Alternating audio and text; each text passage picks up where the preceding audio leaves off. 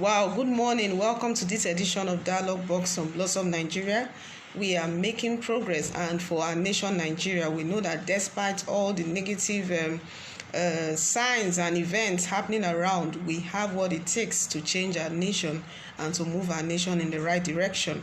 So this morning, we are on how you and I can contribute our quota as we send these positive signals to everyone out there, letting them know that whatever they have in the form of maybe their counsel to the governments, their opinion and the rest, we can spread these on all our platforms and let them know that no matter how negative things might look for the country right now, we have what it takes to turn things around.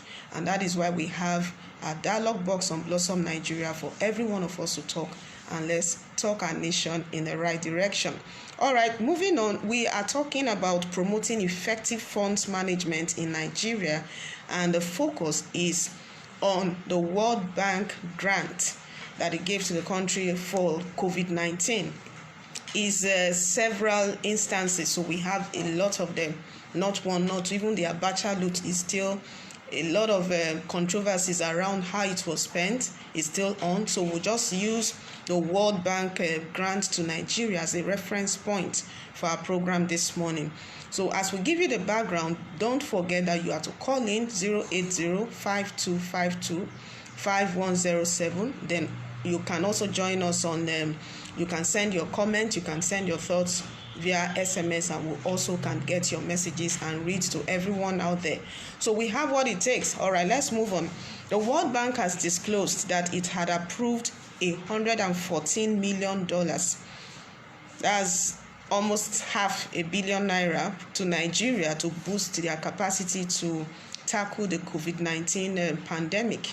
So that's like a response to that issue.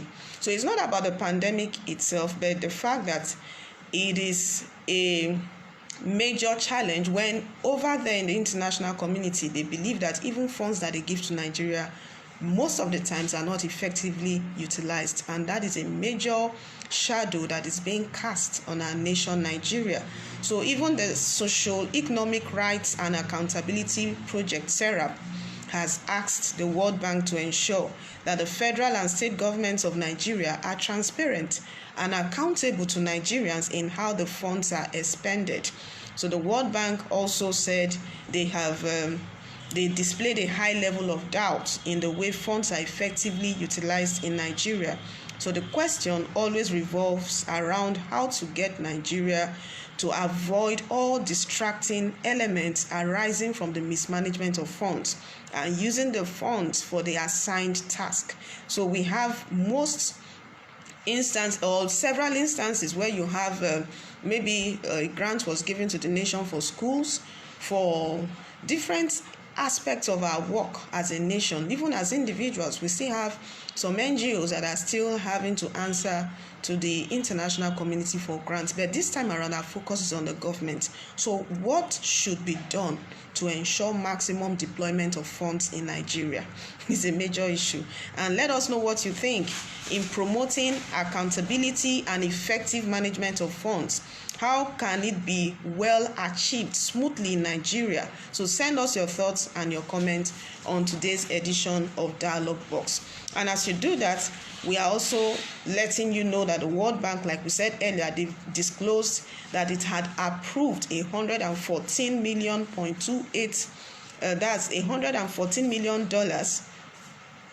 and additional 28 million for the intervention fund, which constitutes of 100 million naira credit from the International Development Association IDA and the 14.28 million grant from the Pandemic Emergency Financing Facility PEF. So the $100 million is due to be paid back over 30 years with an additional 5-year moratorium.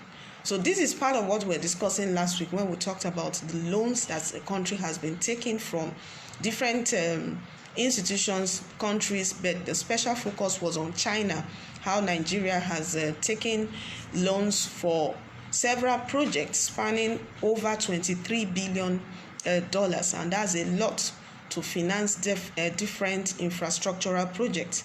So we also looked at how, as a country, we shouldn't give ourselves to that point or get ourselves to that point where almost everything we need to do, we need some form of fund support from the international community. So what happens to internally generated revenue, and how are these funds being effectively utilized? So what do you think should be done?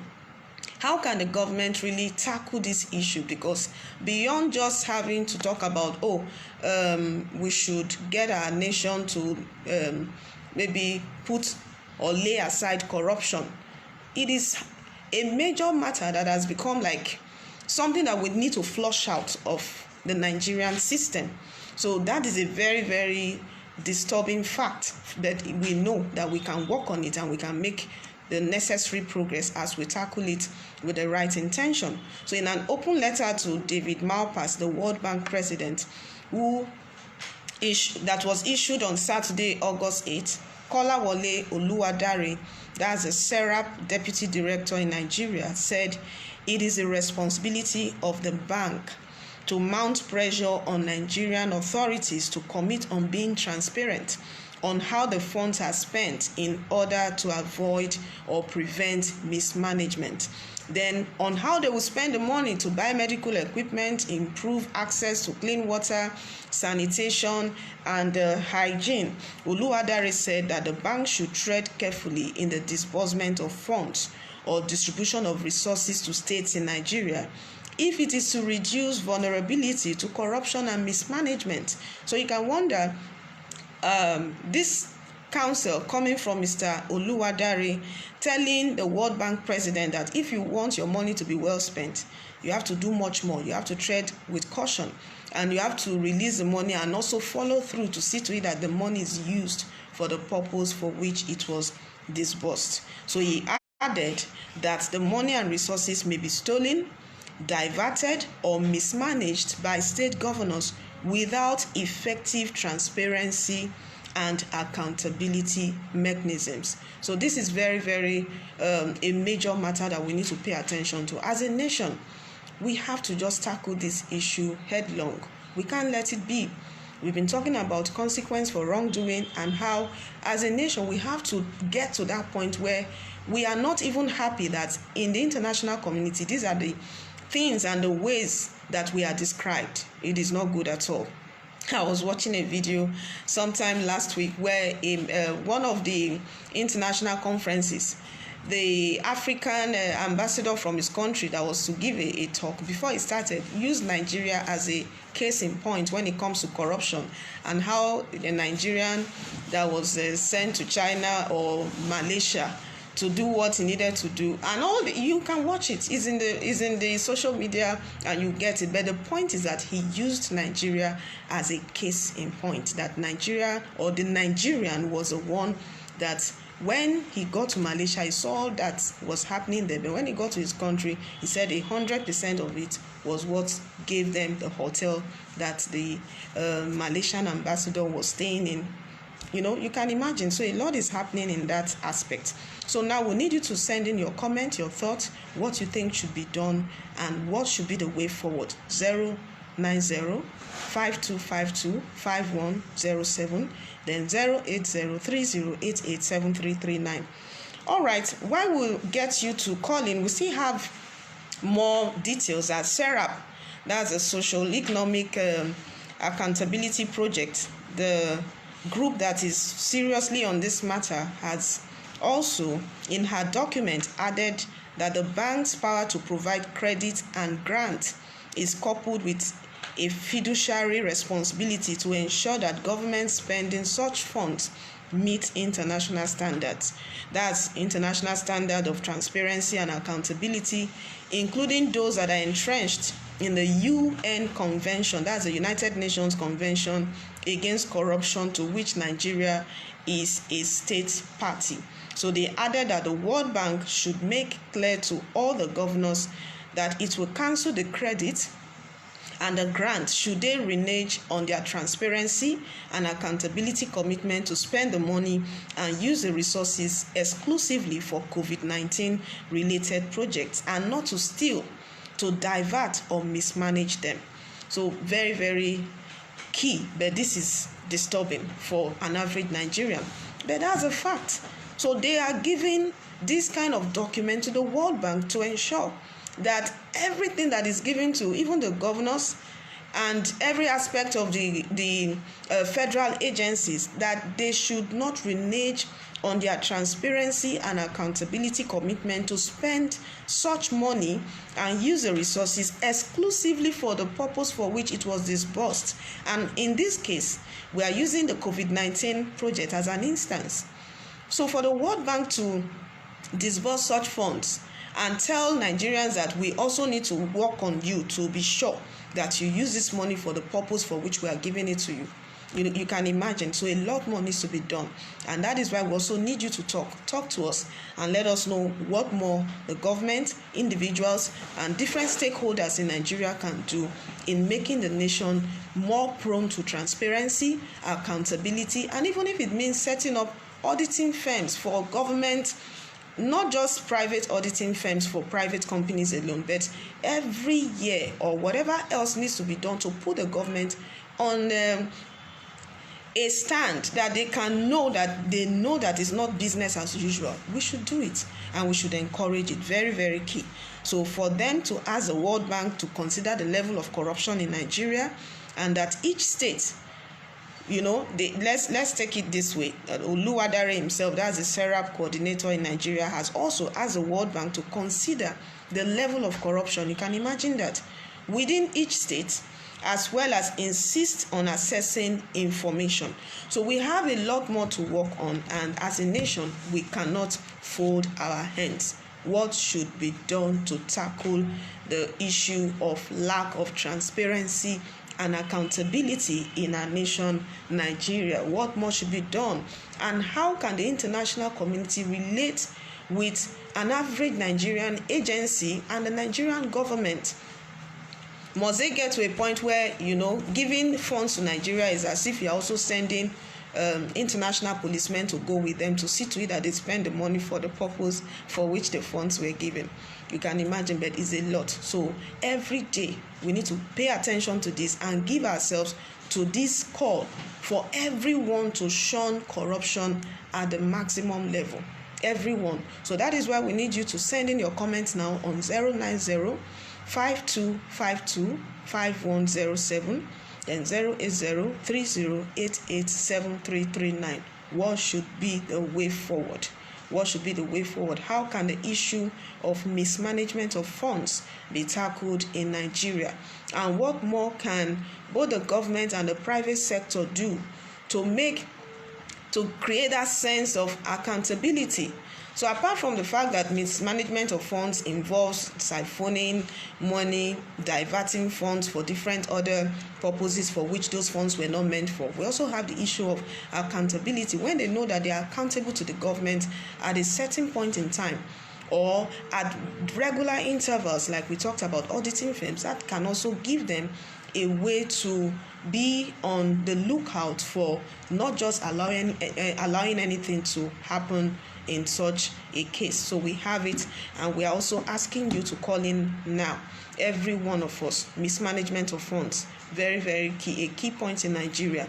And for the issue of the COVID-19 pandemic, we also remember that when the pandemic started, several companies, contributed funds that can be used in taking care of different issues, logistics that will arise from that particular challenge, from different like the Dangote group, the different banks contributing 1 billion naira, 2 billion naira, different, but it's a very good point. It's a very good thing.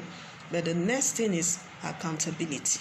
How much is being done to see to it that these areas and these things that funds are being contributed for are well utilized, effectively utilized? All right, we'll give you a little more background on this. It says,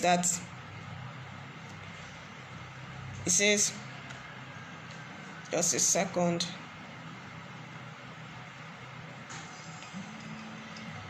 Okay. Let's quickly take this call before we get more facts on it. Hello. Hello, madam. Good morning.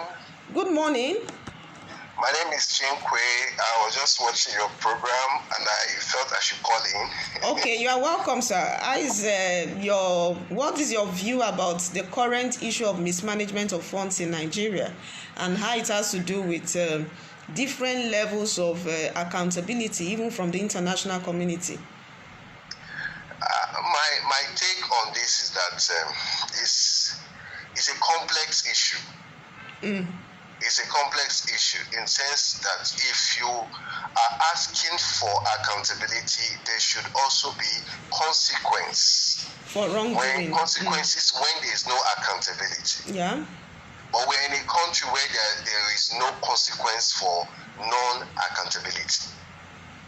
Okay. Taking the instance of the NDDC. Okay, sir, let's pause a minute on your call. Let's just take this so that we can take another angle and we'll add everything up. All right. All right, sir. Thank you. Hello? Hello? Hello? Okay, it's like we lost the call. So we still have... just a second. Okay, so we had a call that was coming in and we had to stop the other one so that we can get the two opinions. So if it calls back, fine. But wherever you are, send us your comment. Send us your thoughts. What do you think should be the way forward? Like we had a last caller telling us that one of the issues that we have in Nigeria is that there is no consequence, even when these people flout the rules, the order, and nothing much is done to them. So it's like encouraging the wrong things to continue. Just a second. Hello? Hello? Good morning. Good morning, sir. You are welcome to Dialogue Box on BlossomNigeria. Thank you very much. What's your name, sir, and where are you calling from? My name is John. I'm calling from Lagos. Okay. Increase your volume a little bit, sir. My name is John. I'm calling from Lagos. Okay, so we are talking about the issue of mismanagement of funds in Nigeria, and we are using the COVID-19 case where World Bank released about $114 million to Nigeria, and they were almost setting up another let's call it a police checkpoint to ensure that Nigeria used the money for the purpose for which it was disbursed. So what do you think is a way forward in ensuring more accountability and transparency in funds management in Nigeria? Well, basically, the way forward is the government, ideally, they are obliged to make choices on priorities, planning, negotiation, and implementation. Okay. And one of the ways to maximize the effectiveness and efficiency of public expenditure is to secure the greatest value from spending decisions that governments make. Okay. And apart from securing the greatest value, also to apply controls and avoid waste, avoid errors, avoid fraud, avoid corruption. Typically, public funds are disbursed through, for example, different routes. One of the routes is by delivering public services. Okay. By giving grants and subsidies to businesses and organizations. Okay. And then making transfers and such as welfare and all of that. So in the instant case, if the government wants to ensure transparency in the management of these funds, what needs to be done primarily is to have a structured plan to identify the key areas that are very vital for the effective utilization of these funds. Okay. Identify the areas, and then you now begin to apply the safeguards I mentioned earlier about maximizing the effectiveness of the funds management. Okay, then how do you think the government can achieve this? Well, the government can achieve this if, for example, first and foremost, the government needs to be transparent. about what it is. Having the audacity to follow up with a plan for which these funds are made for. So if the funds have been outlined for a particular project or sector of the economy, the government has to ensure that they are audacious enough to follow through with the plan and block all form of leakages and fraud and corruption in the system, and also to avoid waste and errors. And then most importantly, after we have said all of this, remember that the governments are made up of people. And in Nigeria, Nigerians will always be Nigerians. So there has to be safeguards that are independent of the people managing the application of these funds. Okay. The relevant activities they are being directed. All right. Okay, now we have something that every one of us, we are asking them to call on 09052525107, because we believe that everyone should have a way to maybe taking a stand against corruption. So do you think Nigeria has gotten to that point where everybody can say we are saying no to corruption, both on the private and the public sector level, and how to get that orientation into the average Nigerian at this point? Well, we have not gotten to a stage where one can safely say that Nigerians are taking a stand against corruption, because corruption is endemic in Nigeria. It's basically in every sector of our society. So we have not gotten to that stage. And taking a stand against the corruption in Nigeria is beyond the government policy. It's beyond government alone. Yeah, it's beyond the government. It starts with the people, the kind of orientation these people receive, receive from their homes, from whatever religion they practice. And then even if you're not looking at the kind of training people receive from home, if a corrupt politician has children, for example, chances are he won't be able to teach the children not to be corrupt. He might not even teach them anything, but they are seeing what he is doing. They are seeing how he is applying public funds. And sometimes, when people are benefiting from corruption, it is always extremely difficult for them to speak out. So it takes a lot beyond policies, beyond the beautiful ideas and all of that. Yeah. It takes an individual determination, like a collective determination, but that determination has to come from individual perspectives. And then this determination can be complemented by government policies. Policies that are genuinely implemented. Yeah. That genuinely targets every aspect of our society to avoid looting, to avoid corruption, to avoid stealing in the system. We need to come to a place where we should understand that public funds are not to be taken and applied for private purposes. They are public funds. They should be treated with a sense of decency and sacrosanct. Yeah. So you have to know that this is public fund. It is not your fund. You cannot do to it whatever you like. You can only do to it what the system or what the process says should be done for it. We should learn to hold ourselves accountable. But like I said before, if an individual is not accountable as an individual, he cannot be accountable as an official. As an official. So that's the orientation we need to drive. So we need to drive that orientation. We need to drive it in our schools, in our elementary schools, in our primary and secondary schools, in our tertiary institutions, in our religious organizations, and a lot of social organizations we have in this country. We need to drive this ideology. All right. If we must go from where we are, things will continue to deteriorate in Nigeria if we continue on the path we are in presently. Okay, now we have a very, that like you have said, a lot needs to be done, and it's not just government alone. But what can be from your end a short-term solution or something that can help us get the line in action for us to be able to get some of these things working? But for now, a short-term solution. Ideally, the short-term solution could be taking advantage of the law and the institutions. We have the laws, we have the institutions that we can use as a short-term solution.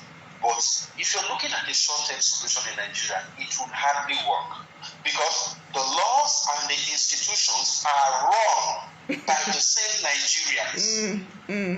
So the short-term solution is almost an impossibility because if we say, okay, let's make the police more effective, let's make the EFCC more effective, let's make the judiciary more effective.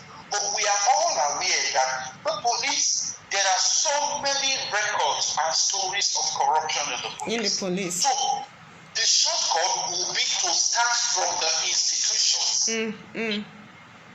Institutions like the police, we need to start with them to ensure that we are managing the police in such a way that any form of corruption is eliminated. Wow. We are doing the same thing at the same time with the judiciary, with the EFCC, and all, if we start from there. So if you are conscious that if you go to the police, you are not likely to bribe your way through and get caught. Chances are you will want to do the right thing. It's true. If you know that if you go to court, you are not likely to get scot-free if you have done something wrong. Chances are you won't want to do something wrong. Exactly. So we need to strengthen our institutions. But the major challenge with strengthening our institutions are the people themselves that run the institutions. In Nigeria, let me tell you something. It is a sin of pride when we master the ability to circumvent the law. So it's a thing of pride. Proud to get away with breaking the laws. Wow. So if the person stops he's stopped by the police, and one way or the other he gets out of this, he becomes proud and he stops me and I'm sure it's not money to need. But we need to change our values. That mindset. To reorientate ourselves. The values are decadent, and as long as they remain in that position, then things will continue to get worse. All right. Thank you so much, our wonderful guest, for calling in today, and we look forward to having you more on our program. So that's a very strong counsel you have given to Nigeria. Apart from the reorientation and getting everybody to have the right mindset, you also mentioned the fact that we must strengthen the institutions. And these institutions that are being run by our Nigerians themselves, everybody needs to do something about it to ensure that everything that you are doing, once you know there's a consequence for the wrong act you took, you might not want to go that route again. Thank you so much. We appreciate your call. Thank you. You're welcome. All right. Have a nice day. Okay. All right, so we have much more, but because of time, we may not be able to take everything. Let's take this comment from Christian Etemike. He says, "Good morning, BlossomNigeria. This is my take. If the IMF feels that the Nigerian government will not apply the funds judiciously for the project it was intended for, why give the can in the first place? The lender is the best person to force the borrower to do the needful." And maybe more is coming in. So maybe he has a viewpoint that if you know you will not get full maximum utilization for the money you are giving out, why give it out? We still have some form of politics in the international scene, so they need to know that they gave something to Nigeria, but at the same time, they were expressing their doubts that if they are not sure Nigeria can effectively use this fund, what more should be done? And SERAP also gave them a voice.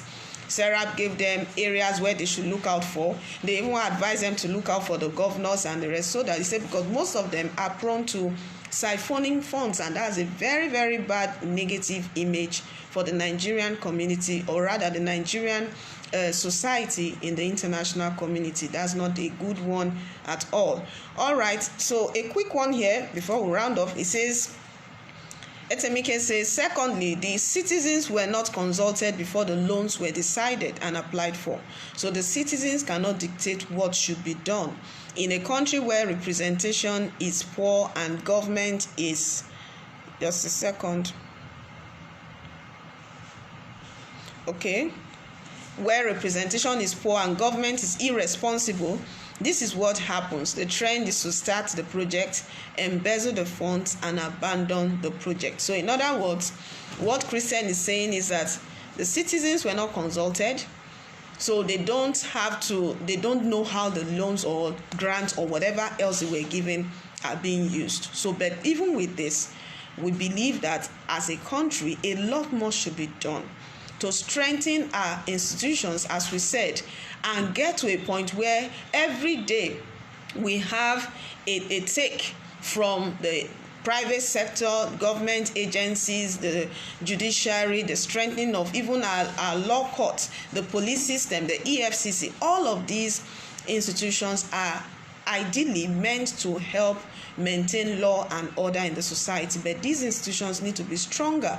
When we talk about being stronger, it's not just about disbursing funds to them to run their offices, no, but ensuring that what they are set out for is what they are achieving and they are not doing anything else. So we need to strengthen all of these institutions, and government at this point, just like what Christian said, should also involve the citizens in getting some of these international support. You want to support maybe students in the secondary schools, you can liaise with maybe some teaching or teachers in the board of teachers in, let's assume, Lagos State, for instance, so that when the money comes in, they know the reason for which the money came and why and how they should use the funds. But when they are not carried along, you just hear in the news that, let's assume that maybe IMF has given the federal government a grant of $500 million to aid education, reduce illiteracy, and they are just watching in the news. They don't have access, they don't know how to get some of these things working.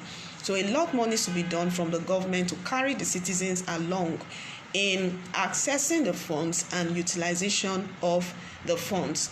And because of some of the points that have been raised, we need to go ponder on this and get this mindset into the average Nigerian. Wherever you are, you have a work to do. And what is a work? The fact that you are a citizen that carries something in you. And what is that? The hope that Nigeria can be better, and you can also influence somebody positively to be a change maker. Don't forget that on Blossom Nigeria, we are promoting change, we are promoting the right mindset, we are promoting the fact that nation building is not just the responsibility of the government alone, but everybody has a work to do when it comes to making the nation better. And that is the patriotism we are talking about. When you are patriotic, you want to stand for the good of the land, you want to stand for the good of the nation, and even though you have your personal interest, you won't use your personal interest to the detriment of national interest. Very, very key. So we thank everyone who has commented and sent in, and we know that more people are trying to send in their comments right now. You can visit us on our website www.blossomnigeria.com and also on our Facebook page, and when you get there you can post in your comments, your thoughts, and most of these will still be effectively used. Christian Etemike is still writing that who will strengthen these institutions? This is the dilemma we find ourselves. The people to strengthen the funds are the current players, and that's what we are saying. That's why we are saying that the orientation, every Nigerian has a work to do. We need to get ourselves to the point where we know that the further movement of this nation depends on us. And for that to happen, the average lawyer out there, the average judge in the executive sector, the legislative, the judiciary, everybody, and even the citizens on the streets, they have a role to play. So for this funds management needs to be given appropriate attention in Nigeria, so that every time and every day when funds are released for a particular project, we know that they are used for the project for which they were released, and not just on the paper, on a document alone, but everything is being done to see to the effective management of funds. We don't want to be hearing things like in the average international community statement, and they are asking or casting doubts to the effective use of funds in Nigeria. That's not a good one. So we believe that Nigeria is moving forward, every one of us, if we contribute our quota to nation building. Stand up to shun corruption, injustice. You may not need to carry a placard, but you can influence somebody and let everybody do something about it. Go to our website again, www.blossomnigeria.com. All right, I'm Blossom, and I believe in the Nigerian dream. Let's all work together for it. We'll see you tomorrow on Dialogue Box.